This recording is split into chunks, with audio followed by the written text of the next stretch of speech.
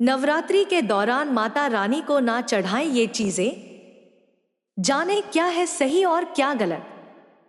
प्रिय मित्रों, स्वागत है आप सभी का हमारे चैनल पर।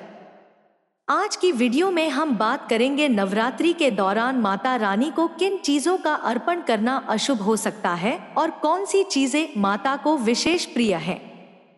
इस महत्वपूर्ण जानकारी को प्राप्त करने से पहले मेरा आप सभी से अनुरोध है कि कृपया इस वीडियो को लाइक करें, हमारे चैनल को सब्सक्राइब करें और बेल नोटिफिकेशन को भी अवश्य दबाएं ताकि आपको हमारी आने वाली सभी महत्वपूर्ण वीडियो की जानकारी सबसे पहले मिल सके।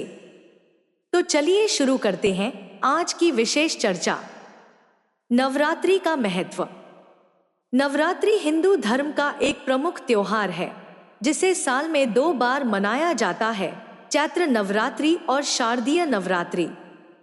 इस त्योहार में देवी दुर्गा के 9 रूपों की पूजा की जाती है और यह 9 दिन व्रत, भक्ति और श्रद्धा के साथ मनाए जाते हैं। माता दुर्गा अपने भक्तों के जीवन में सुख शांति और समृद्धि लाती हैं, लेकिन नवरात्रि के दौरान कुछ विशेष नियमों का पालन करना बहुत जरूरी होता है। माता रानी को प्रसन्न करने के लिए कई विधियां बताई गई हैं, लेकिन कुछ चीजें ऐसी भी हैं जिन्हें देवी को अर्पित नहीं करना चाहिए। देवी को भूलकर भी ना चढ़ाएं ये 5 चीजें। 1. नाग चंपा और मदार के फूल।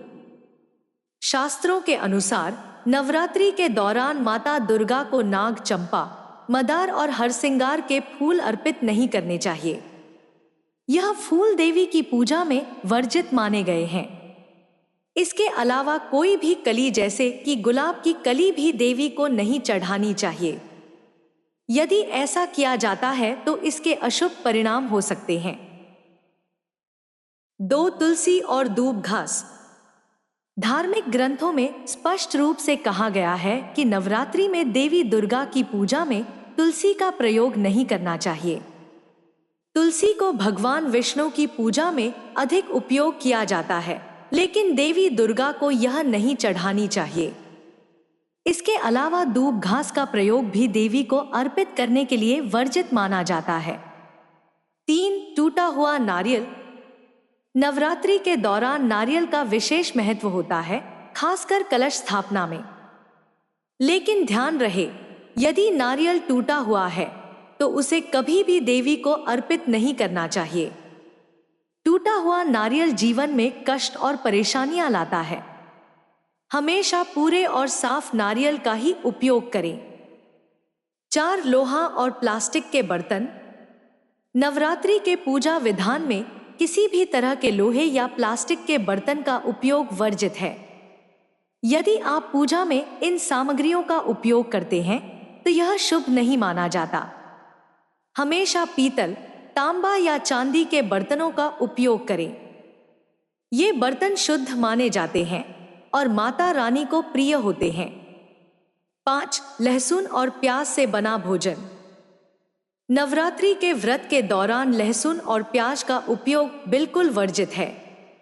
ये तामसिक प्रवृत्ति के भोजन माने जाते हैं जो माता की पूजा के लिए अनुचित होते हैं। माता को प्रसाद में सात्विक और शुद्ध भोजन अर्पित करें। माता रानी को क्या चढ़ाना चाहिए? अब जब हम जान गए हैं कि नवरात्रि के दौरान माता रानी को किन चीजों का अर्पण नहीं करना चाहिए, तो आइए जानते हैं कि कौन सी चीजें उन्हें चढ़ाना शुभ और लाभकारी होती हैं। 1. लाल गुड़हल और गुलाब के फूल। माता दुर्गा को लाल गुड़हल और गुलाब के फूल विशेष रूप से प्रिय हैं। पुराणों में इसका उल्लेख मिलता है कि लाल गुड़हल का फूल देवी को अर्पित करने से देवी प्रसन्न होती हैं और आशीर्वाद देती हैं। अगर आप माता रानी को प्रसन्न करना चाहते हैं तो इन फूलों का अर्पण अवश्य करें। 2. शमी का पत्ता।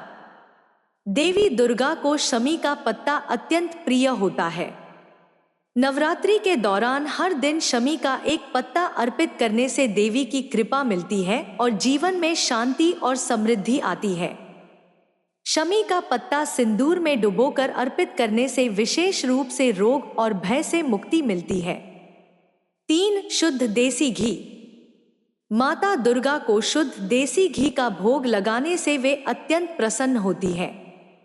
इससे जीवन में सुख शांति और सभी प्रकार के रोगों से मुक्ति मिलती है। नवरात्रि के दौरान देवी को घी का दीपक जलाना भी शुभ माना जाता है। 4 नारियल। नारियल नवरात्रि के पूजा विधान में एक प्रमुख स्थान रखता है। इसे विशेष रूप से कलश स्थापना में प्रयोग किया जाता है। ध्यान रहे कि नारियल टूटा हुआ न हो। जट्टा वाला नारियल देवी को अर्पित करने से माता रानी की विशेष कृपा प्राप्त होती है। 5 लौंग। नवरात्रि के दौरान माता दुर्गा की पूजा में लौंग का अर्पण विशेष रूप से शुभ माना जाता है, लेकिन ध्यान रखें कि लौंग टूटी हुई न हो। पूरी लौंग का अर्पण करने से माता दुर्गा प्रसन्न होती हैं और भक्तों को आशीर्वाद देती हैं। नवरात्रि की पूजा विधि। प्रिय मित्रों, यदि आप चाहते हैं कि माता दुर्गा की कृपा सदैव आपके ऊपर बनी रहे तो नवरात्रि के दौरान इन नियमों का पालन अवश्य करें। आइए जानते हैं कि नवरात्रि में माता रानी की पूजा विधि क्या होनी चाहिए। 1 स्नान और शुद्ध वस्त्र धारण करें। सबसे पहले सुबह स्नान करके साफ और शुद्ध वस्त्र धारण करें। इसके बाद पूजा के लिए तैयारी करें। 2 माता की प्रतिमा या तस्वीर स्थापित करें। पूजा स्थल पर माता रानी की प्रतिमा या तस्वीर स्थापित करें। इसके साथ कलश की स्थापना करें और उसमें जल, सुपारी, दूब और सिक्के रखें। 3 मां का ध्यान और आवाहन करें। पूजा स्थल पर पूर्व दिशा की ओर मुख करके बैठें और माता का ध्यान करें।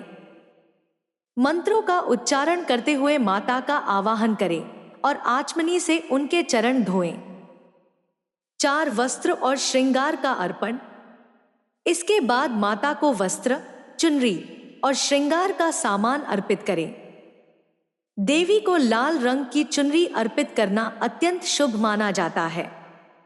5 धूप, दीप और पुष्प अर्पित करें। धूप, दीप जलाकर माता की आराधना करें और उन्हें लाल गुड़हल या गुलाब के पुष्प अर्पित करें। इससे देवी प्रसन्न होती हैं और विशेष कृपा प्रदान करती हैं। 6 मिठाई और खीर का भोग लगाएं। माता को खीर, पूरी और मिठाई का भोग अर्पित करें। ध्यान रखें कि भोग में लहसुन, प्याज का प्रयोग न हो। भोग के बाद माता की आरती करें और सबको प्रसाद वितरित करें। 7 दुर्गा सप्तशती और दुर्गा चालीसा का पाठ करें। नवरात्रि के दौरान दुर्गा सप्तशती और दुर्गा चालीसा का पाठ करना विशेष रूप से लाभकारी होता है। इससे घर में सुख शांति और समृद्धि बनी रहती है। कुछ और महत्वपूर्ण बातें। 1 यदि आपने कलश स्थापना की है या माता की चौकी लगाई है तो घर को खाली न छोड़े। पूजा स्थल पर हमेशा किसी न किसी का होना जरूरी है। 2 दिन में सोने से बचें और रात में जमीन पर सोने का प्रयास करें। 3 माता को शहद मिला हुआ दूध अर्पित करें। इससे आत्मिक और शारीरिक शक्ति मिलती है। प्रिय मित्रों, अगर आपको हमारी यह वीडियो उपयोगी लगी हो तो कृपया हमारे चैनल को सब्सक्राइब करें और इस वीडियो को लाइक करना न भूलें। आपके समर्थन से ही हम आगे और भी उपयोगी और ज्ञानवर्धक वीडियो ला सकेंगे। जय माता दी।